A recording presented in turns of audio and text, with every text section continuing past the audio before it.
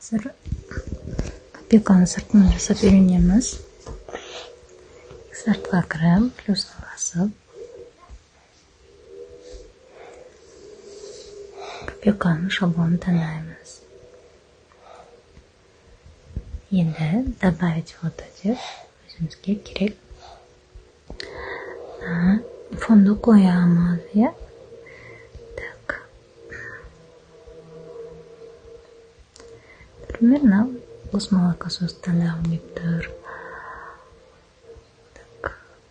Мына осылай цветін өзгерте салам. Енді так дұрыстап аламыз. Мен былай үлкейткім келмейді, өткен дейді үлкейтсек. Жұлдыздар бәрі созылып кетеді, ол маған ұнамайды. Сондықтан мен өйстіп қалдырамын да, копия создавать етемін.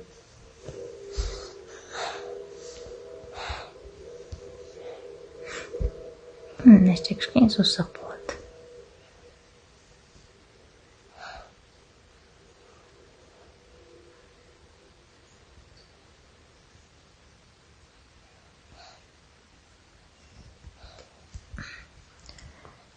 Өстіп қалдырсақ болады. И осы жерге так вверх дейміз.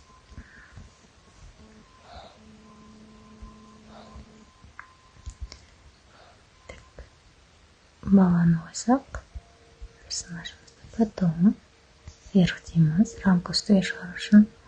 И рамканы кішірейтіп келіп тұрмайды. Үстіне қойып, цветін өзгерте саламын. Эффектті басып, тон таңдап.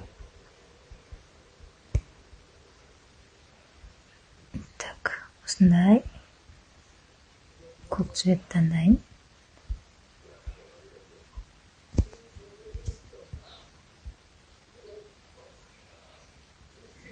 Потом қайтып эффектке кіріп, так.